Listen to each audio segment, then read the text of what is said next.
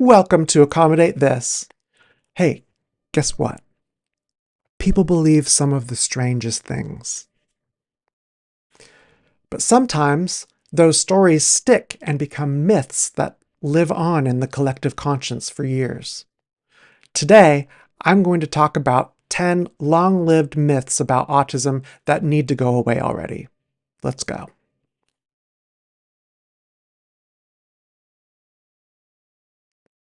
Autism only affects children and boys. Autism is a lifelong condition that affects people of all genders, all ethnicities, and all backgrounds worldwide. The autistic community believes that autism may be more equally spread between genders, but currently the diagnostic statistics available show a 4-to-1 ratio of males to females. Now, some of the contributing factors to this may be that early autism studies focused heavily on boys, which leads to the myth that autism mostly affects boys. Girls can also be autistic, but often hide their symptoms better due to superior social communication skills. But this masking and outdated stereotypes mean many girls and women don't even seek a diagnosis in the first place. Or if they do, they're often misdiagnosed with other disorders like bipolar disorder, PTSD, or ADHD. Now, it's hard to know exactly how much stigma has contributed to the myth that autism mainly affects boys, but we're getting closer to it each year. Autistic people look different. When an autistic person says that they are autistic, people often say, "You don't look autistic." But autism doesn't have a specific look. That idea is something that's called autism-specific dysmorphology. And it stems from the 1960s when researchers tried to find physical traits to help them diagnose autism, like wide-set eyes, asymmetry of the face, prominent forehead, tufts of hair growing in the wrong direction, decreased cranial height, long mouth width. They looked for a ton of different things. And then they created a tool called the Autism Dysmorphology Measure, or ADM. And they used that tool to score the different physical traits across 12 different body areas. Now, studies showed that about 17% of autistic children from these studies using this tool had more dysmorphic features compared to 5% of the general population. But this wasn't conclusive. And eventually they determined that the ADM tool could not be used to diagnose autism. It was not effective for that. So despite all of this research and those studies early on, the idea that autism has a specific look persists.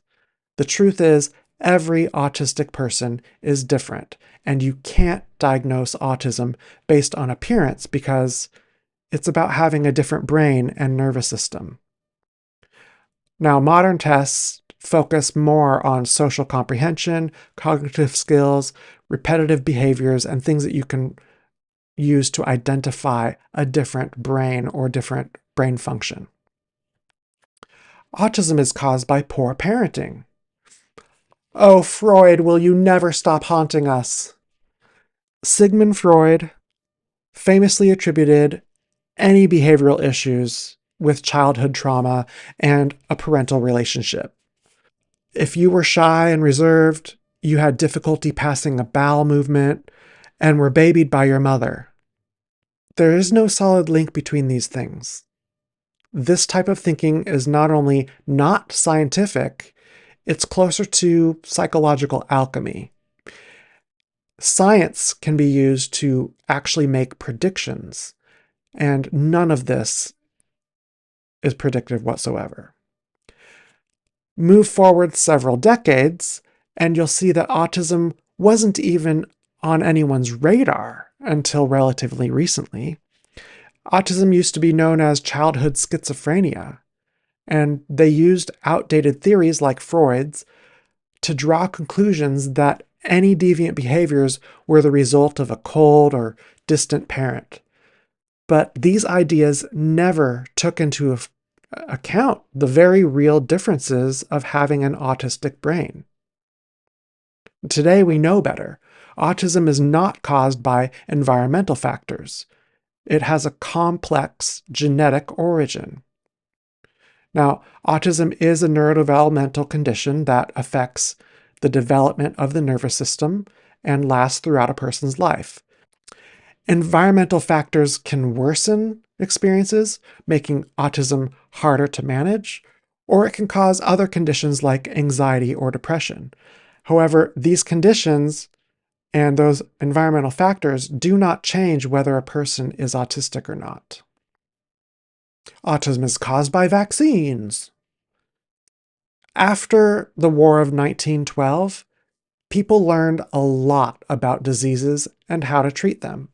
And that led to the era of biowarfare. And then during World War I, biological warfare was first used by the German armies. Johann Friedrich Karl Asperger was an Austrian physician who studied atypical neurology in children. Asperger's syndrome was named after him, though the term Asperger's syndrome is now outdated as of the DSM-5. His methods were very controversial.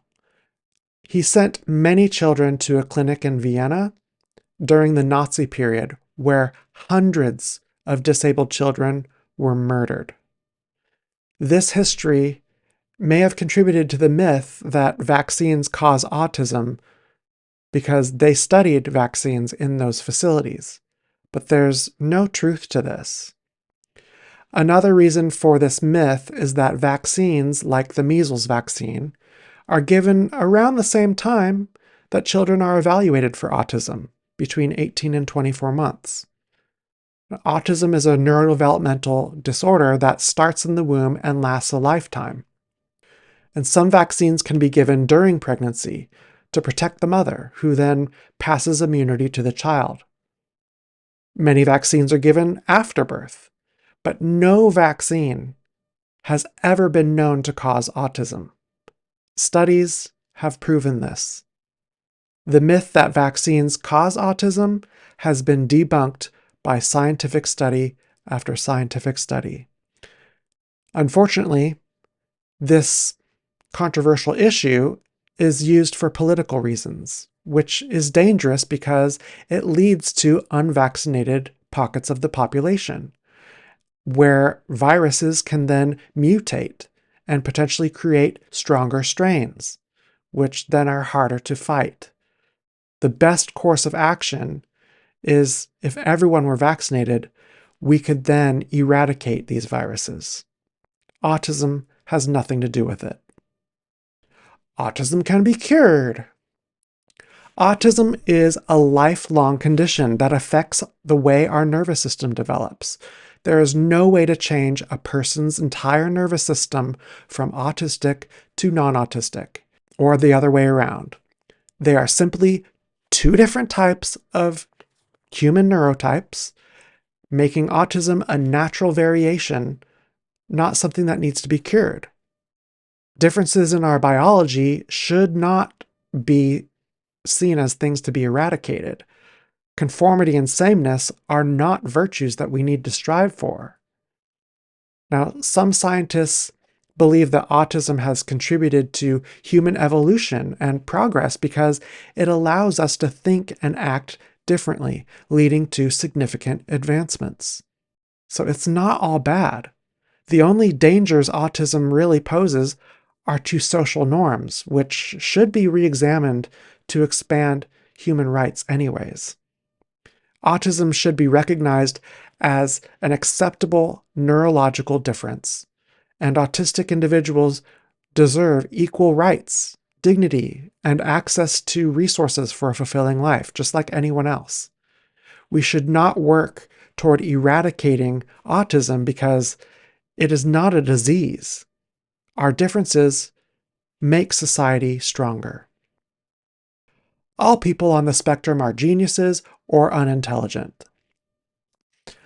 About a third of autistic people have a learning disability, but when you step back, IQ just is not a good measure of cognitive ability or understanding support needs. Autism diagnoses are not based on IQ for that reason. IQ just does not predict whether someone has autism or not. Let's look at the statistics. When you look at non-autistic people, they tend to have the majority of the people in the center. About 68% of non-autistic people have an IQ between 86 and 115, whereas only 16% of non-autistics have a lower than that IQ or a higher than that IQ. But when you look at autistics, we are the inverse. The minority is in the middle, with 86 to 115 accounting for only 21.8% of all autistics. Meanwhile, 38.2% have a lower IQ and 40% have a higher IQ. And this contributes to the understanding that autistics must be all smart or all stupid. But that's just an overgeneralization. Sure, the model for non-autistics goes like this with the majority in the center, and autistic models go like this with the majority on the edges. But that doesn't mean that we are guaranteed not to be in the middle somewhere. Savant syndrome, which is often associated with autism, isn't fully understood. That's why it's still considered a syndrome. Special abilities, though, are common in autistic people, but not all autistic people have them. Some of these abilities may include attention to detail, exceptional memory, visual spatial skills, calculation skills, or talents in drawing and music. But this is just a generalization, and not all autistic people have these skills. People on the spectrum can't or don't want to socialize or have friends. Autistic people make up anywhere between 1 and 3% of the population, putting us at a huge social disadvantage. We are often expected to follow social norms that are natural for non-autistic people, but they don't make sense to us. Without consistent teaching of these social rules, it's unfair to judge us for having different instincts.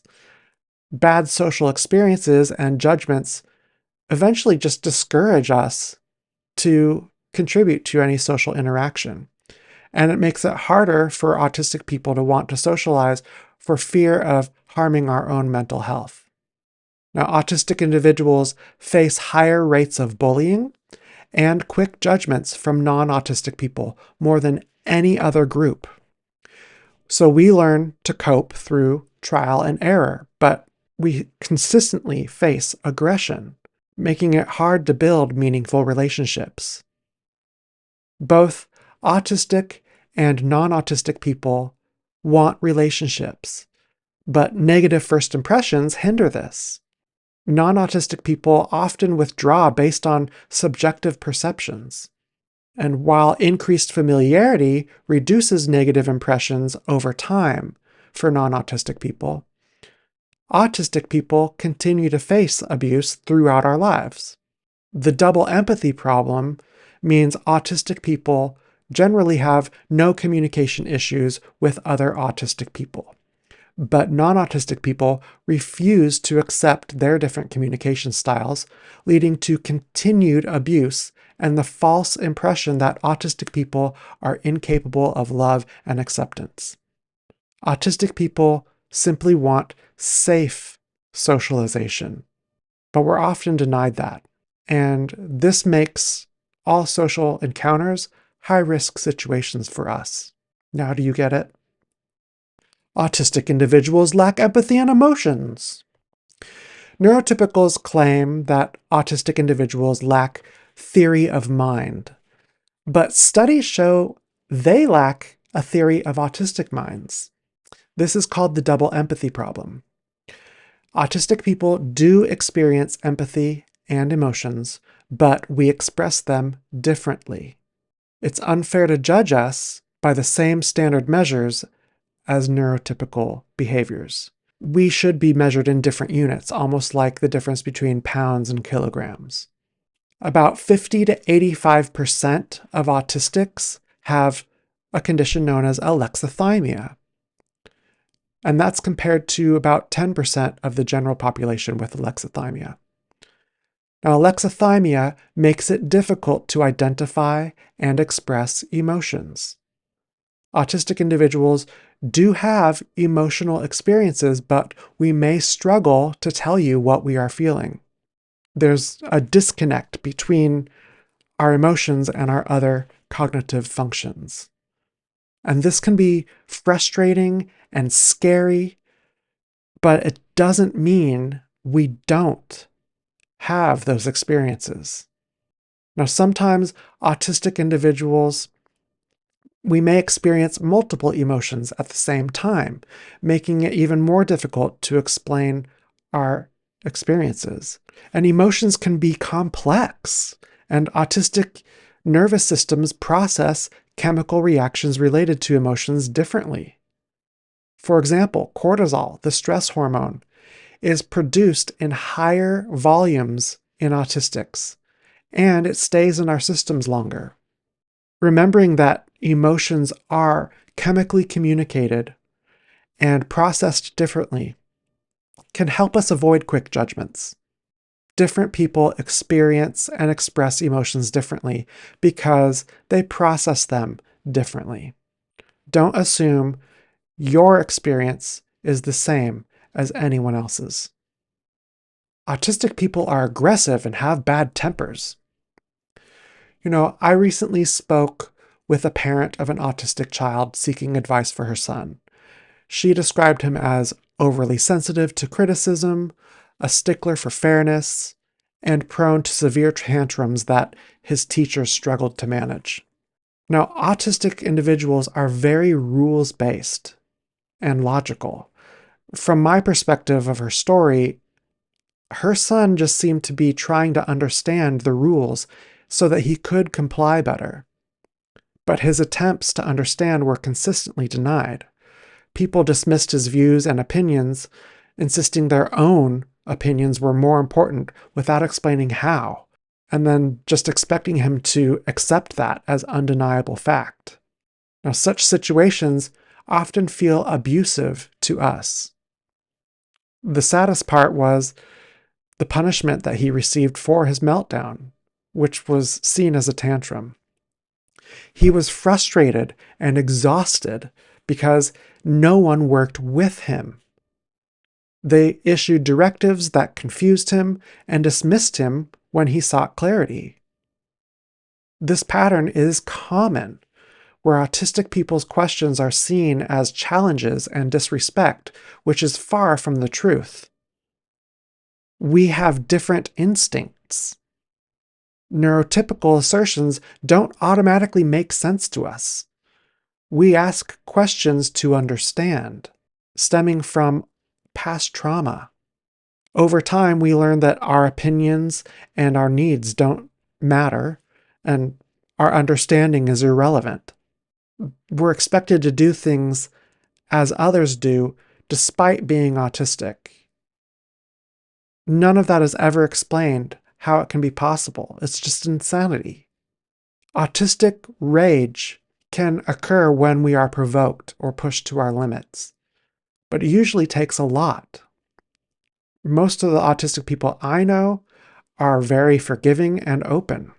We have triggers just like everyone else, but misunderstandings often only are coming from differences in our social expression or our style of expression. Unfamiliar observers may judge autistic expressions as awkward, odd, or offensive based on neurotypical communication models. But misunderstandings can happen when autistics and non-autistics communicate, but that's not solely the fault of the autistic person. Both sides should try to understand one another and contribute to peaceful interactions. It's just unreasonable to judge autistic people based on non-autistic communication styles. Social interactions require aligning perspectives. Studies show that both autistics and neurotypicals struggle to understand each other's mental states. So what can we learn from this? No one can read minds, so don't do it. It's important to remember that misinterpreted cues are likely due to style differences, not social violations. So calm down. We're not attacking you. We are just trying to understand. Autistic people become obsessed about certain things.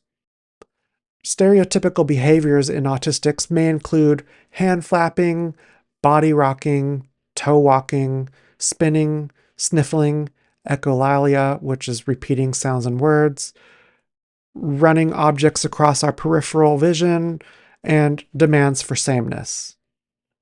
But stimming behaviors are for sensory regulation. Restricted and repetitive interests and behaviors, or RRIB, are related to our limited interests and our stimming behaviors. Now, many autistics focus on one or a small number of things at one time. It's also known as monotropism.